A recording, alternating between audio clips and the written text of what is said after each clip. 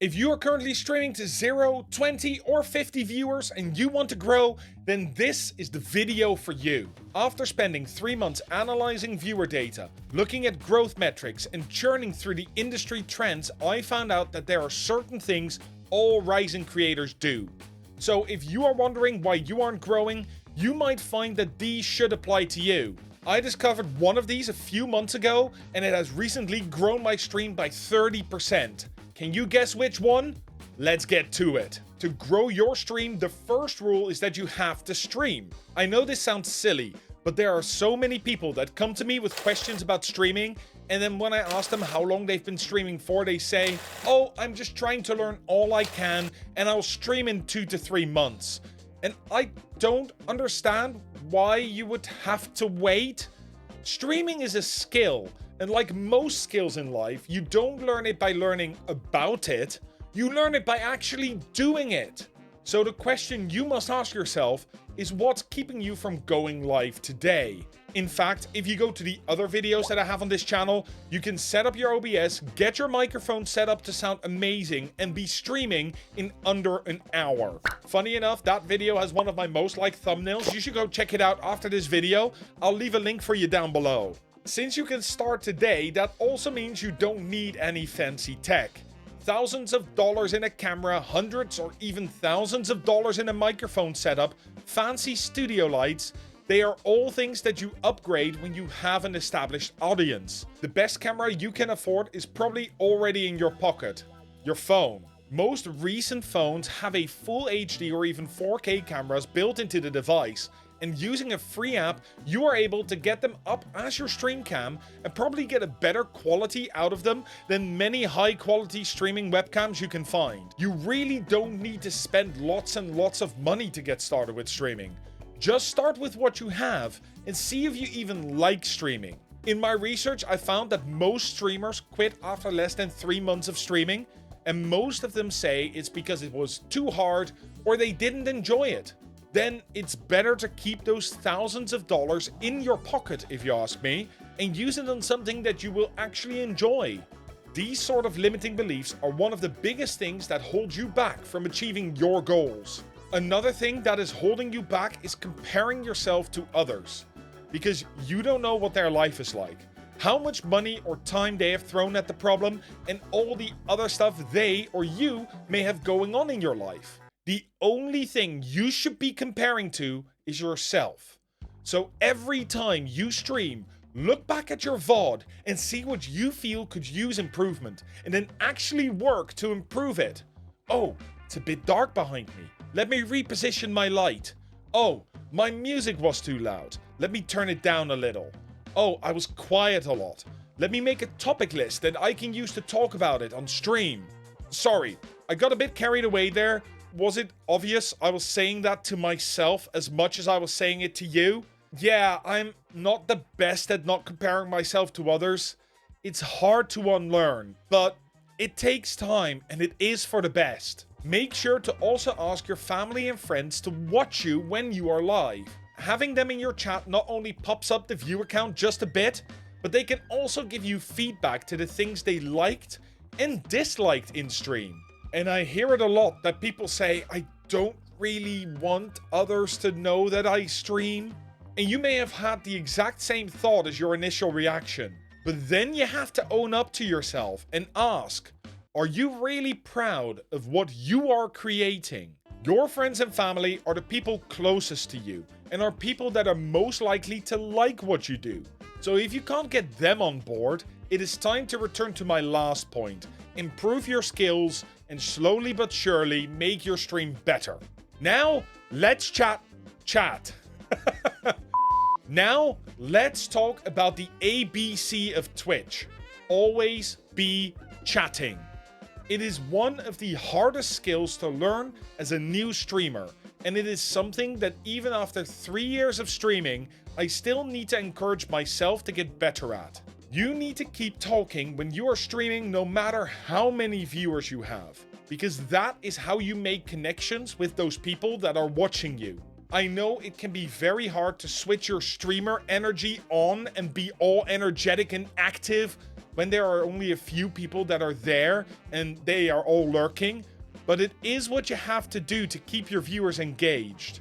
And when I say energetic and active, I don't mean that you have to dance around and be all hype if that isn't your personality. What I'm saying is that you need to be actively reacting, talking with more energy than you would normally do, because the screen reduces the energy that you convey by about 30%. So when you normally present at your usual 6 out of 10 level, you are going to need to bring that up to a 7.5 out of 10 when you are streaming or talking to camera.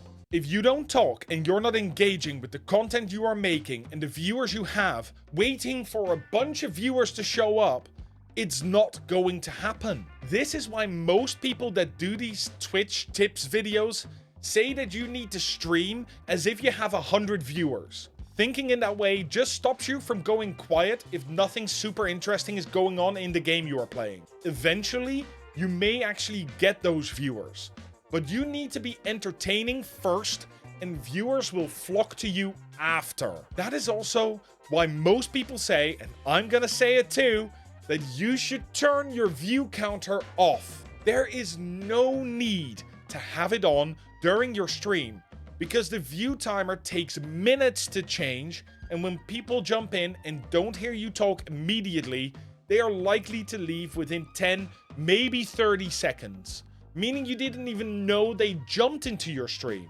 Here, let me prove it to you. Head into your streamer dashboard and open your analytics. Open up the stream summary and look at your average viewers.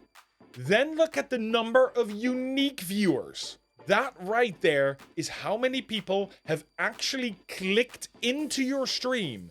And this is how many people there were there on average.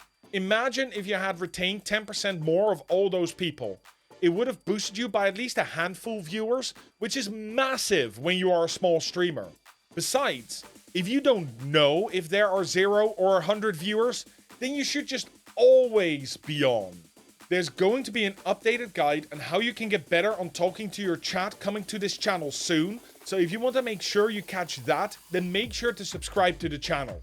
Now, let's move on to the part that no single streamer wants to hear. But I've got some unique takes on this, so stick with me. Create content elsewhere. I know telling you to go and make content elsewhere doesn't help. Where? When? What? How much? There are so many possibilities, but hear me out. We all know that Twitch is terrible for discovery. Even if they are making strides to make it better and better, we are going to have to invest our time to create content elsewhere. And we can do that in 2 forms: long form and short form. Short form content, or shorts, are content you make on TikTok, YouTube Shorts, Instagram Reels. Even Twitter could be considered short form, unless you pay for premium and have unlimited tweet size. Anyway, you need to be creating short form content. And don't just make that content that are just Twitch clips. Make it something that helps you stand out from the crowd. In my own adventures with short form content for my gaming channel, I found that when I was playing Lethal Company, people would watch the shorts, come over to watch me play it live, and then get met with me playing Phasmophobia or some other horror game. But that's not why they came. They came for Lethal Company. This is why you want to create content that fits you and your style. Because when they come for you, it doesn't matter what game you are playing. They will still want to see it the way you play it. For this, take a look at this guy. What he does is play super oversaturated games such as Call of Duty, Valorant, or Rainbow Six Siege, but he plays them with a Switch controller, and he is good with them too, and he is popping off both on TikTok and amassing a massive followership on Twitch and YouTube as well. It doesn't matter what shooter he is playing, people will still show up because they love him and the playstyle he has. Then there's long form content, and for this there's really only one contender: YouTube. Here you are going to want to have the same sort of tactic, creating content that is about you, and you happen to be doing that in a specific game or specific genre, and make sure you spin it into something that befits you. But you can't do it all at once. So we are going to choose one platform for short form content and one platform for long form content. And all the content we are going to create is going to be targeted at these two platforms. In my case, I suggest TikTok for short form and YouTube for long form. You can still be on all the other platforms, but they are not going to be your main focus. So whenever you make content for a platform, you optimize it for that. Let's say you choose TikTok, you make your videos vertical, under a minute, make sure to grab people's attention in the first second or two, following all the TikTok trends, and you invest your time in learning to understand those. Then once you've done that, you are going to use your other platforms as cross-posting platforms, posting the video you created on all the platforms you own. To make sure you can do this consistently, you are going to stop streaming 7 days a week, 8 to 12 hours per day, and only gaining 1 or 2 followers or not growing at all. Instead, just stream 3 to 4 times per week for a maximum of 4 hours, and use all the time you now have because you aren't streaming, and focus it fully on making content for other platforms. The goal here is to knock out at least 1 long form video per week and 3 to 7 short form pieces of content per week minimum.